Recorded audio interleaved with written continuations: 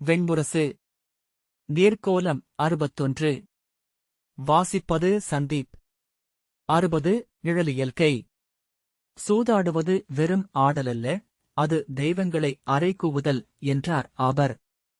தற்செயல்களுடன் மானுடன் விளையாடலாகாது. தற்செயலென்னும் வடிவில் எழுந்தருள்வதே தெய்வம். குங்கன் தாடியை தடவியபடி பெருமூச்செறிந்தான். விராடர், ஆனால் தொன்று தொட்டே இது ஆடப்படுகிறது, க்ஷத்திரியர்களுக்குரிய கலைகளில் ஒன்றாக கற்பிக்கப்படுகிறது என்றார். ஆம், கையருகே பேரருவம் கொண்டு நின்றிருக்கும் ஒன்றைத் தவிர்ப்பது அவ்வளவு எளிதல்ல என்றார் ஆபர். அத்துடன் ஊழ்வடிவமான தெய்வத்துடன் களமாடுவது க்ஷத்திரியனின் குல அறமையாகும். துணிவதும் துயர்களை எதிர்கொண்டு மீள்வதும் வேண்டியிருந்தால் தணியாமல் தன்னைக் கொடுப்பதும் அவன் கற்றுக்கொண்டாக வேண்டியவை. ஒவ்வொன்றும் ஒரு 100,000-துடன் பிணைந்துள்ளமையால் வைசியன் ஆடும் களமும் தெய்வங்களுக்குரியதே. ஆகவே க்ஷத்திரியனுக்கும் வைசியனுக்கும் மட்டும் சூது ஒப்பப்பட்டுள்ளது. அது மருந்து என ஆசிரியர் அளித்த அளவுக்குள் மட்டும். துணிவைக் கற்றுக்கொள்ள துணியும் உளநிலையை நிலைநிறுத்த மட்டுமே சூது பயில்க என்கின்றன நூல்கள். தன்னைக் கடந்து சூதாடுபவனை நாற்களம் தன்னில் ஒரு காய் என அமர்த்திவிடுகிறது. அவன் ஆடுவதில்லை, ஆடப்படுகிறான் என அவன் அறிவதே இல்லை. புவியின் இருள்நிழல் ஊடாட்டங்களனைத்தையும் பரப்பிக் காட்டும் வல்லமை கொண்டிருப்பதனால் ஒருவன் வாழ்நாள் முழுமையையும் இக்களத்தை நோக்கிக் குனிந்தே கழித்துவிட முடியும். அரசே, சூதில் மறந்து மீண்டெழுந்தவர் அரிதிலும் அரிது. ஏனென்றால் சூது வெளியே நிகழ்வது மட்டும் அல்ல, விரிக்கப்பட்டிருக்கும் இக்களம் ஆடுபவனின் அகம். அகத்தை இப்படி ஏதேனும் புறப்பொருளில் ஏற்றிக் கொள்ளாமல் நம்மால் பார்க்க முடியாது. அந்தணரின் வேள்விச்சாலையும் நிமித்திகர்களின் பன்னிருகளமும் வணிகர்களின் துலாக்கோலும் உழவர்களின் வயலும் உள்ளமே என்றறிக. நாற்களமென இரண்டும் விழுந்தும் முடிவிலியை மடித்து சுருட்டி வைத்து இதோ பரவியிருப்பது உங்கள் இருவரின் உள்ளம். இக்காய்களை நகர்த்தி நகர்த்தி நீங்கள் கண்டுபிடிப்பது உங்களையேதான். வாழ்க்கையின் நிகழ்வுகளை அறிய உள்ளத்தை நோக்குக. உள்ளே அறிந்ததைக் கொண்டு வெளியே வென்றடைக. உள்ளத்தை மட்டுமென உலகியலான் நோக்கலாகாது. அறியந்தோறும் ஆழம் மிகும் அந்த கருஞ்சுனையில் இறங்க அறிதலையே வாழ்வெனக் கொண்டவர்களுக்கன்றி பிறருக்கு முன்னோர் ஒப்புதல் அளிக்கவில்லை என்றார் ஆபர். அக்களத்தின் முன் அமர்ந்த நளன் ஆடியது எதைக் கொண்டு? அரசே, ஒன்றறிக. சூதுக்களத்தில் எதுவும் திசைகளுக்கு அப்பாலிருந்து வருவதில்லை. கைவிரல்களென வந்தமைவது ஆடுபவனின் ஆழமே. அனைத்தும் அங்கிருந்தே எழுகின்றன. விழையப்படாத தோல்வியை எவரும் அடைவதில்லை என்றார் ஆபர். அவன் விழைந்தானா அரசை இழக்க? அரிய துணைவியுடன் இழிவுபட்டு காணேக என்றார் விராடர் சினத்துடன். ஆம் என்று ஆபர் சொன்னார். ஏனென்று அறிய நளதமயந்தியின் கதையை மீண்டும் கேட்க வேண்டும். விராடர் கொந்தளிப்புடன் வீணுரை. நீங்கள் அந்தணர் என்பதனால் நான் இதை பணிந்து கேட்டாக வேண்டும். ஏற்றுக்கொள்ள வேண்டும் என்பதில்லை என்றார். இகழ்ச்சியுடன் அந்தணருக்கு இருக்கும் உளச்சிக்கல் இது. அவர்கள் வாழ்வதில்லை. பெருக்கு நோக்கி கரையிலமர்ந்திருப்பவர்கள். நீந்துபவர்களின் கையசைவை கால்விசையைக் கண்டு கருத்துக்களை உருவாக்கிக் கொள்கிறார்கள் என்று தொடர்ந்தார். ஆபர் புன்னகையுடன், ஆம், அவர்களால்தான் கருத்துக்களை உருவாக்கிக் கொள்ள முடியும். ஏனென்றால் மூழ்கிச் சாவோம் என்னும் அச்சம் அவர்களுக்கில்லை. தன் நீச்சலை மட்டுமே கொண்டு அனைத்தையும் கணிக்கும் எல்லையும் கட்டுப்படுத்துவதில்லை என்றார். விராடர் திரும்பி, குங்கரே, நீங்கள் சொல்லுங்கள். உங்கள் சொற்களை நான் நம்புகிறேன். சூதில்தான் தோற்க வேண்டுமென நளன் விரும்பினானா என்றார். குங்கன் தாடியைத் தடவியபடி தலை குனிந்து அமர்ந்திருந்தான். ஆம், அவரால் சொல்ல முடியும் என்றார் ஆபர். குங்கன் நிமிர்ந்து ஆபரை நோக்கினான். இருவர் விழிகளும் சந்தித்தன. சில கணங்களுக்குப் பின் குங்கன் மீண்டும் பெருமூச்சு விட்டான். சொல்லுங்கள் குங்கரே, அவர் சொல்வது உண்மையா என்றார் விராடர். குங்கன் ஆம் என்றான். உச்சி உணவு உண்டு சுதேஷ்ணை துயில் கொண்ட பின் திருப்பதி மெல்ல வெளியே வந்தாள். அரண்மனை அறைகளுக்குள் இருப்பது அவளுக்கு சலிப்பூட்டியது. வெளியே சென்று வர வேண்டும் என்ற எண்ணம் எழுந்த பின்னர்தான் இப்போதும் அவள் அரசியல்ல சேடி என்னும் தன்னுணர்வை அடைந்தாள். நீள்மூச்சுடன் இடைநாழியில் நடந்தாள். காவலர்கள் அவளைக் கண்டு நட்புடன் புன்னகைத்தனர். அரண்மனைத் தோட்டத்தில் நிழல் செறிந்து கிடந்தது. மரக்கூட்டங்களுக்கு மேல் கதிர்வெளி பெருகியிருப்பதை கீழே நின்றிருக்கும் எவரும் உணர முடியாது. அவள் சோலைக்குள் சென்றாள். உதிர்ந்து கிடந்த மலர்களை மிதிக்காமல் நடப்பதற்காக போடப்பட்டிருந்த கற்களில் கால் வைத்து உள்ளே சென்றாள். மலர்கள் வெயிலில் வாடிய மணம் நிறைந்திருந்தது. காலையில் மலர் மணத்திலிருக்கும் புத்துணர்வுக்கு மாற்றாக இனிய சோர் ஒன்றை அளித்தது அந்த மணம். பறவைகள் கிளைநிழல் செறிவுகளுக்குள் புகுந்து சிறகோய்ந்து அமர்ந்திருந்தன. அவற்றில் சில பறவைகள் எழுந்து அமர்ந்து கலைந்து ஓசையிட்டன. மிகத் தாழ்வாக வந்து வளைந்து மேலேறியது ஒரு சிறிய குருவி. அவள் அங்கிருந்து ஒரு கற்பிடத்தில் அமர்ந்தாள். கைகளை மார்பில் கட்டியபடி மரக்கிளைகளை அண்ணாந்து நோக்கிக் கொண்டு வெறுமனே உள்ளத்தை ஓடவிட்டாள். தொலைவில் முதுவிரலியான சாலினி கூன் கொண்ட உடலுடன் முலைகள் தொங்க, இரு கைகளையும் நிலம் நோக்கி வீசி, 4 கால் விலங்கென அங்கிருந்தே புன்னகைத்தபடி வருவது தெரிந்தது. அவள் தன்னை தேடித்தான் வருகிறாள் என்று தெரிந்ததும் அவள் சலிப்புடன் கால்களை நீட்டிக்கொண்டாள். சாலினி அருகே வந்து, நலமாக இருக்கிறீர்களா, தேவி என்றாள். திருப்பதி, ஆம், சேடியருக்குரிய நலம் என்றாள். சாலினி அவளருகே நிலத்தில் அமர்ந்து அங்கிருந்த சிறிய பாறை ஒன்றில் சாய்ந்து முதுகை நிமிர்த்திக் கொண்டாள். அன்னையே, தேவி என அலுப்பொலி எழுப்பிய பின், சேடியருக்கென்ன? மேலோர் அழி இருந்தால் அரண்மனை வானுலகு என்றாள். அவள் ஏன் வந்திருக்கிறாள் என்று திருப்பதி புரிந்து கொண்டாள்.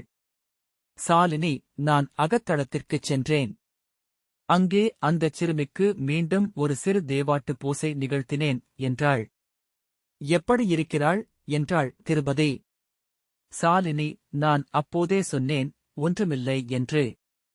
கன்னியர் இவ்வாறு கந்தர்வர்களால் கொல்லப்படுவது எப்போதும் நிகழ்வதுதான்.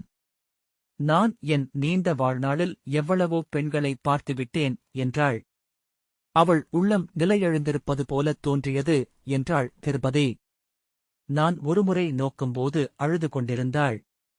ஒருமுறை இருளில் உடலை ஒடுக்கி சுருண்டு கிடந்தாள். ஒருநாள் மாலையில் அணியும் ஆடையும் புனைந்து விழிப்பொங்கி நகை கொண்டிருந்தாள். அவள் பேசுவன எதுவும் இங்குள்ள சூழலுடன் பொருந்தவில்லை.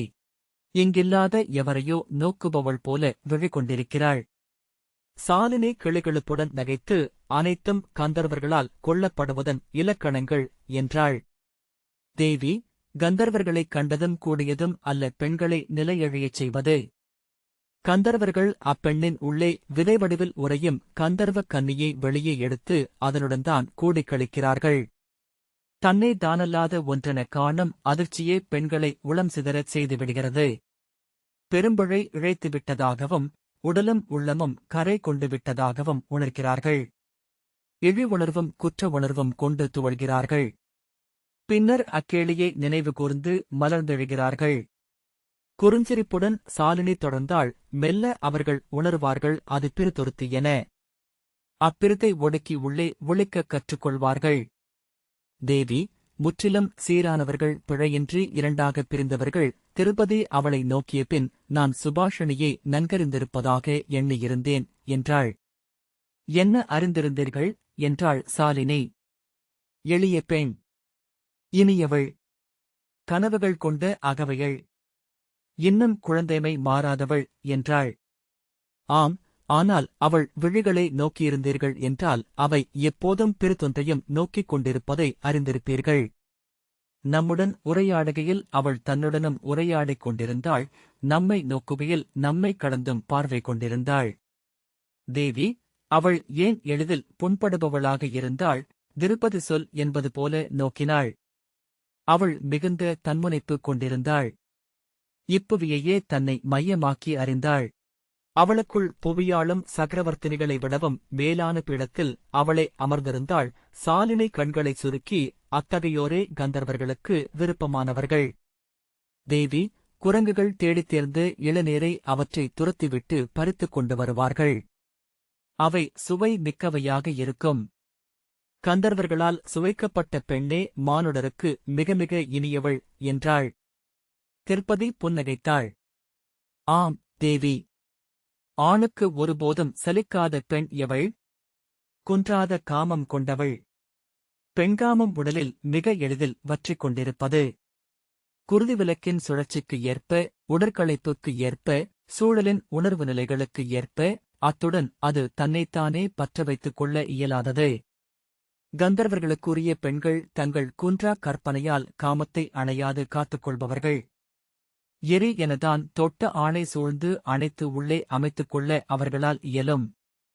திருப்பதி, அத்தகைய பெண்களுக்கு ஏதேனும் உடற்கூறு சொல்லப்பட்டிருக்கிறதா உன் நூல்களில் என்றாள். ஆம், அவர்களின் உதடுகள் இப்போதும் ஈரம் கொண்டிருக்கும். கண்களில் உலகை ஏளனம் செய்வது போன்ற நகைப்பெருக்கும் என்றாள் சாலினி. நகைக்கவும் நகையூட்டவும் தெரிந்தவர்கள் என்பதனால் தோழியர் சூழவே இருப்பார்கள். ஆனால் பிறர் குறித்து மன்று பேசுதலில் ஆர்வம் கொள்ள மாட்டார்கள்.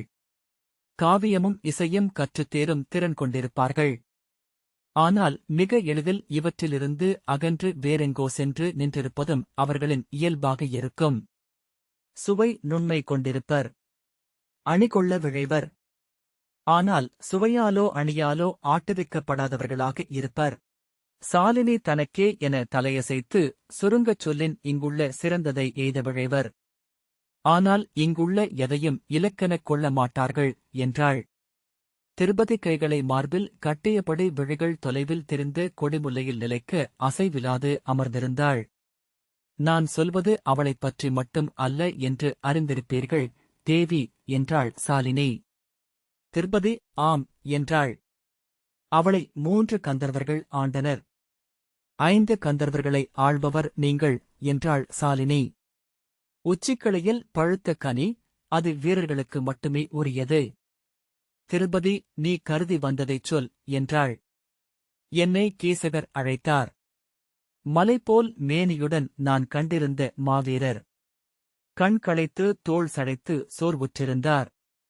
அவளிடம் சொல், நான் உருகி அழுந்து கொண்டிருக்கிறேன் என என்று என்னிடம் சொல்லும்போது குரல் உடைந்து அழுதார். என்னிடம் அவள் வேண்டுவதென்ன என்று கேள் என்றார். நான் வேண்டுவதொன்றும் இல்லை, நான் என் வாழ்க்கையே கந்தர்வர்களுக்கு அளித்துவிட்டவள் என்றாள் திருப்பதி. ஆம், அதை நான் அவரிடம் சொன்னேன்.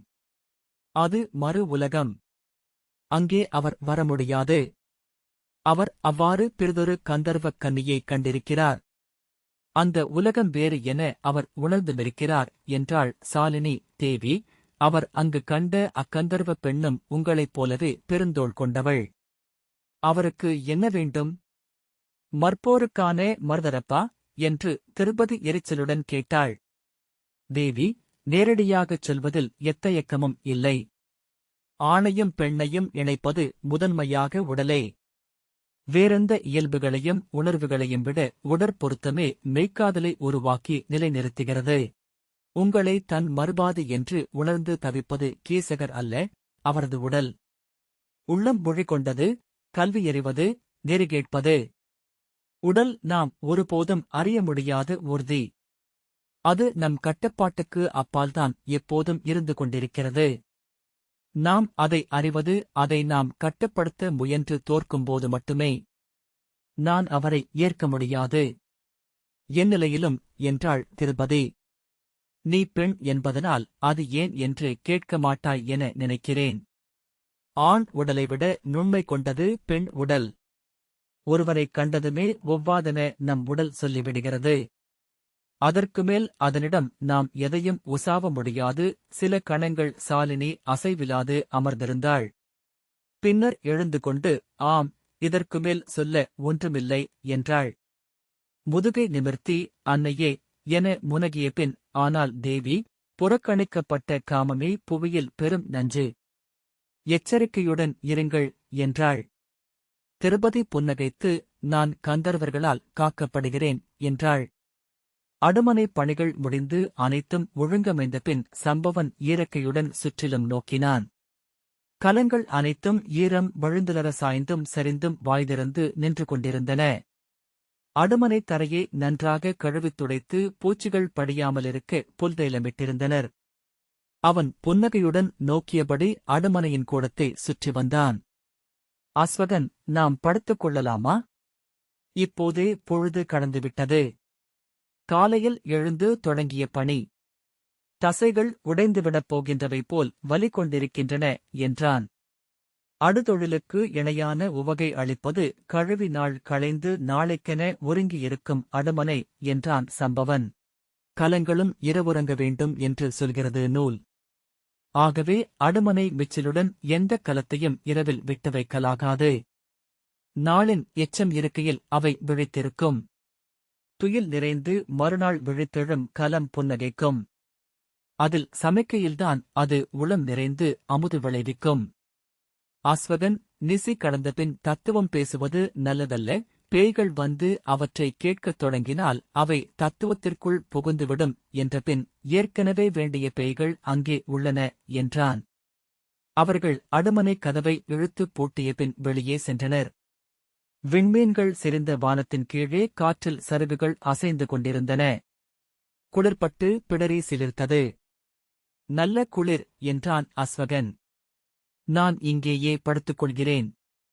அடுமனை வெப்பத்தை இக்குளிர் நிகர் செய்யும் என்றான். அதோ என்றான் அஸ்வகன். அப்பால் ஒரு ஈச்சம்பாயை எடுத்து திண்ணையில் விரித்து வலவன் துயின்று கொண்டிருந்தான்.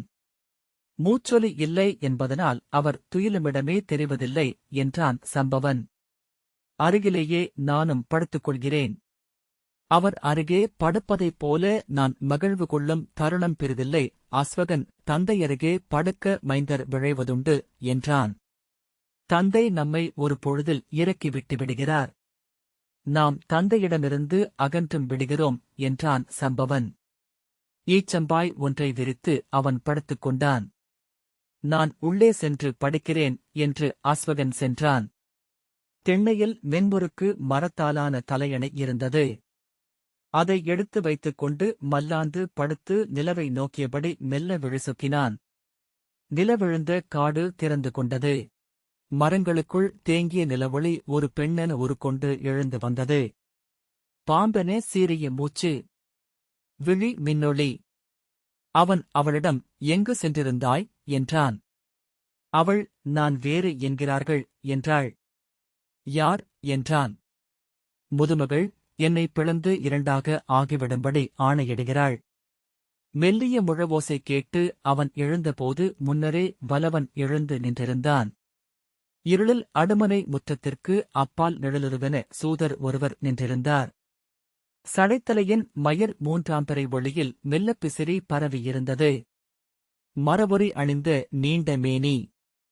தாடி நிழல் மார்பில் விழுந்திருந்தது. நெடுந்தொலைவிலிருந்து வருகிறேன்.